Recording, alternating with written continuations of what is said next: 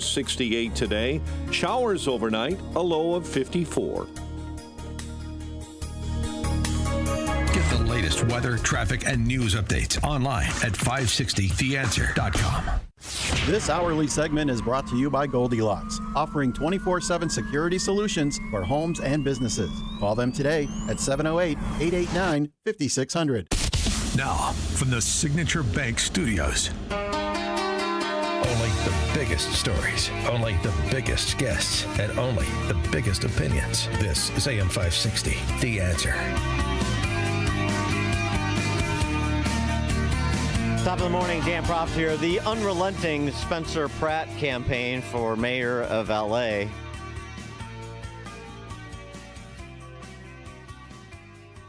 We talked a bit about it this earlier this week, I guess I should say. The secret Pratt voters, very similar to the secret Trump voters, particularly in 2016, less so by 2024. But shh, don't tell anyone, but I'm voting for Trump. Spencer Pratt and the people who are voting for him. The gays are with me. I have the entire gay vote, period. So I think she missed her, everyone's missing who's voting for me. The only people that aren't are the socialists, the lunatics, and the communists. But any normal functioning brain that doesn't want to step in human poop when they get their matcha is voting for me, which is a lot of people. It's a lot of people. It is. One just wonders if the socialists, the communists, and the lunatics are enough for Karen Bass to get reelected. In L.A., they might be. But on those secret voters who have not yet mustered the courage to tell people out loud they are voting for Spencer Pratt, he's got an ad for that. This mayor race is really heating up. Who you guys voting for? Haven't decided? Same, haven't really been following it. Same. Same? Same. I'm not MAGA or anything. But the city's kind of gone to shit though, right? Oh yeah. Jessica stepped on a needle at the playground the other day. I'm not MAGA or anything though. I'm not MAGA or anything, but have you been downtown lately? Looks like an episode of The Walking Dead. Not that I'm MAGA or anything though. Spencer Pratt seems like he has some good ideas. Not that I'm MAGA or anything. He does seem really angry all the time, though. Well, they did burn his house down. Also, apparently he's staying at the Bel Air Hotel, not the trailer on his property. Well, yeah. They burned his house down. Okay, we're all adults here. How about on 3, we just say who we're voting for? 1, 2, 3. Spencer Pratt. Yeah. Spencer Pratt. Spencer Pratt. Can you imagine if our wives knew? We're all voting for Spencer Pratt, right? Of course. Obviously. I wish I could vote yesterday. I mean, it was almost Family Guy quality. Really good. A bunch of guys in a backyard barbecue finally confiding in one another. For more on that race and other matters, please be joined by Andrew Klavan, host of The Andrew Klavan Show at the Daily Wire. Substack at The New Jerusalem, thenewjerusalem.substack.com. And he's the author, most recently, of The Kingdom of Cain, Finding God in the Literature of Darkness. Andrew Klavan, thanks for joining us. Appreciate it. Yeah, it's great to be here. So you're an L.A. guy. You mean give us your handle on the Spencer Pratt phenomenon, if it is one? Yeah, it definitely is. I was an LA guy until I had to get out because the city was just coming apart at the seams. Right. I lived in a very nice neighborhood in the Hollywood Hills, and by the time I left, I was patrolling my little patch of yard with a gun at night to make sure nobody had moved in. So the city really has spiraled out of control. The fire was insanely unnecessary, and the fact that nobody can replace their homes because of the red tape is crazy. And where are all the billions of dollars that state received for its fast train and for its Medicare? The money just vanishes. The Democrat Party in California is a criminal enterprise. And so what's really interesting, I mean, that ad is very funny. I saw that before I came on this morning. And the other ads where he's Batman and where he's dealing, with Dark Knight level communism, those ads are not made. That this one may be, but those other ads were not made by the Spencer Pratt campaign. Right. They were made by individuals, which tells you that there is this upsurge that goes beyond politics in this city. You know, people don't really understand this about California. There is a strong libertarian Republican streak in California. Hollywood, for all the communism that comes out of the mouths of people when they're accepting their awards, is the most capitalist enterprise in the country. It is a place where money talks and everything else walks, you know? And so every now and again, when things get too bad, they do have a habit of putting a Republican in place, as in fact New York did under Giuliani when things got too bad, and he turned this entire city around. And so it's not impossible. I mean, the Democrat Party is so deeply in control at Boss Tweed levels of corruption that maybe they can, you know, rig the ballot box, as I think, you know, Gavin Newsom actually threatened to do in the governor's race. But I don't know. People can rise up, and they, you know, if they vote strong enough, you can't cheat. Yeah, that's what we had this conversation earlier in the week with Alex Marlowe from Breitbart, who's still in L.A. County, not in L.A. proper.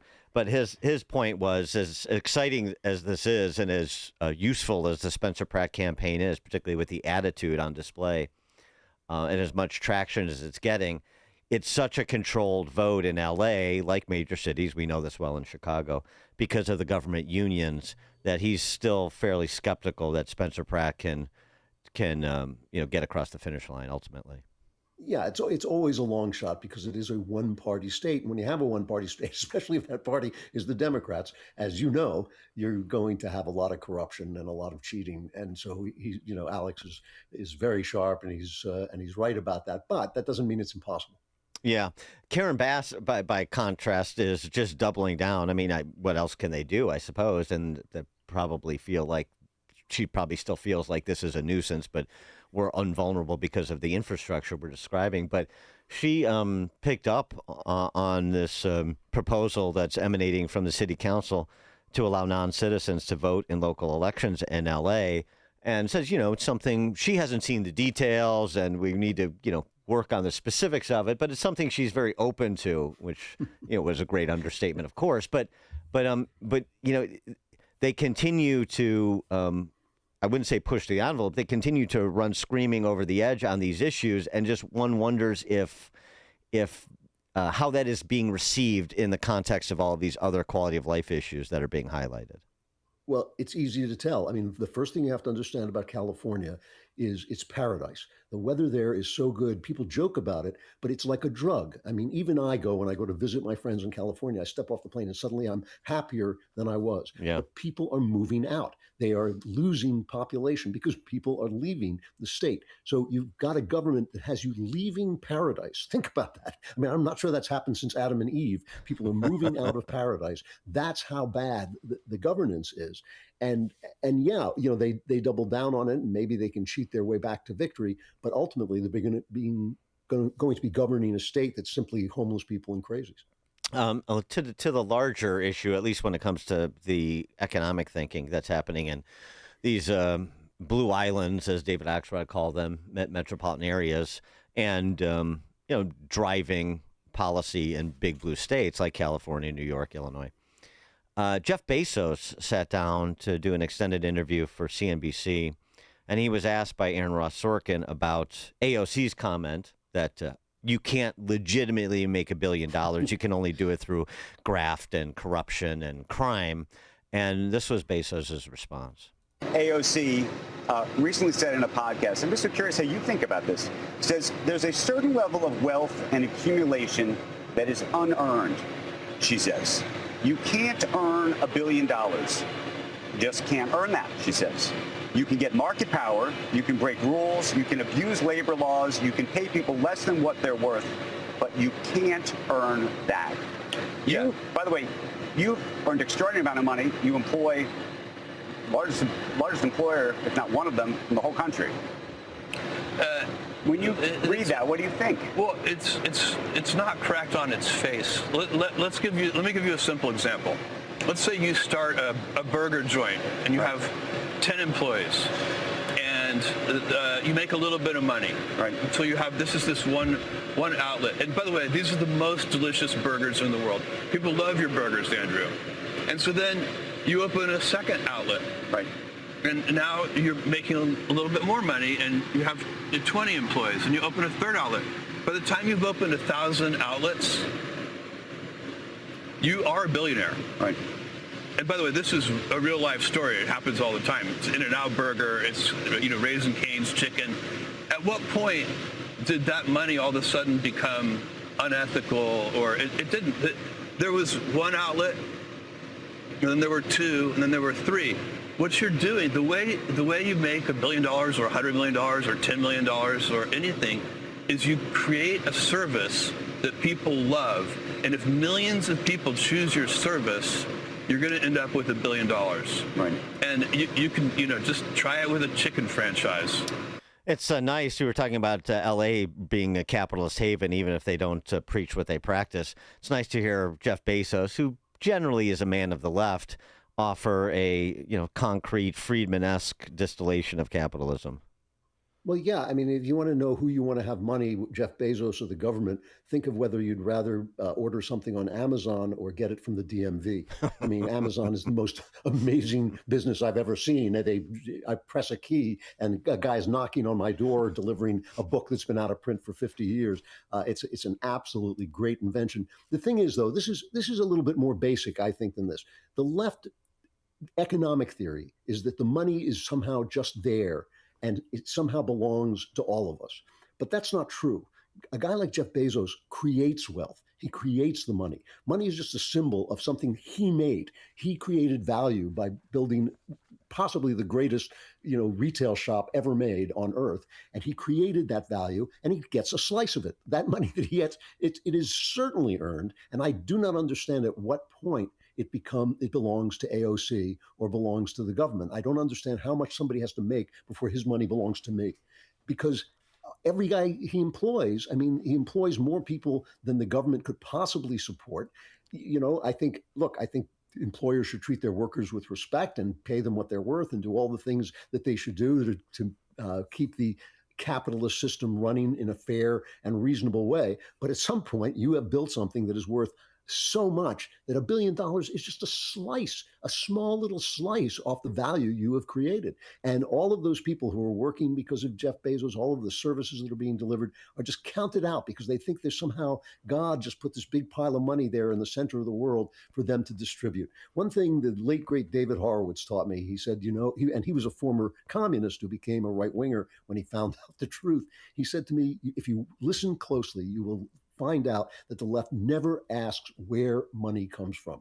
They only ask how they can get their hands on it. Mm-hmm. And it's piracy. And that's exactly right.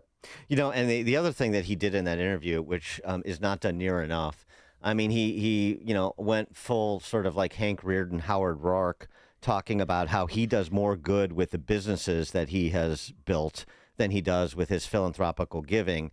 And it's one of those things that you don't have enough people say often enough, which is that, my business is a social service organization, and the profit motive is how I do all this good, create all this wealth and opportunity in conjunction with others in a collaborative environment. So sort of all the principles that the left likes to throw around in theory, I actually put to practice, and I do a lot more good motivated by profit and building than I do just writing checks to people to favored NGOs. Well, exactly. If you listen to Bernie Sanders talk about AI is obviously an extraordinarily powerful tool, and it's going to cause some disruption. And I take that seriously. I think we ought to deal with the disruption.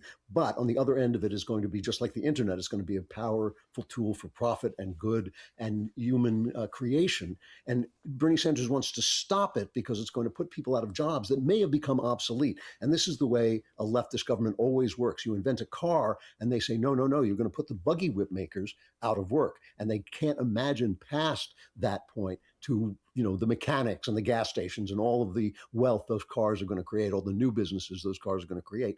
If I look at my resume today, a great deal of it is a great deal of the money that I make in my life is from things that didn't exist when I started out. I just started out wanting to be a book writer, and I'm still a book writer, but I also do all this other stuff on the internet that has been a huge part of my career. I couldn't have imagined that into being. Somebody had to imagine the technology for me to then imagine what I could do with the technology. That's something government just can't do. It's only individuals do that. It's a guy in a garage who invents computers. It's not the government, the big government project. If you go back and study the invention of the airplane, it's two bicycle guys from Ohio while the government was trying to make planes that kept falling into the sea. So, setting people free to do what they do is what capitalism is great for. I agree that there can be excesses. I agree that employers can mistreat their employees. They're bad people. They're sinful people. We're all sinful.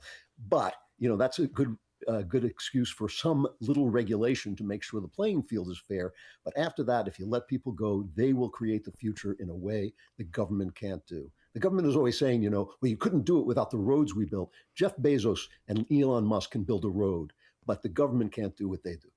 Andrew Klavan, host of the Andrew Klavan Show at the Daily Wire, his Substack, The New Jerusalem, thenewjerusalem.substack.com. Also, his latest book, The Kingdom of Cain, Finding God in the Literature of Darkness.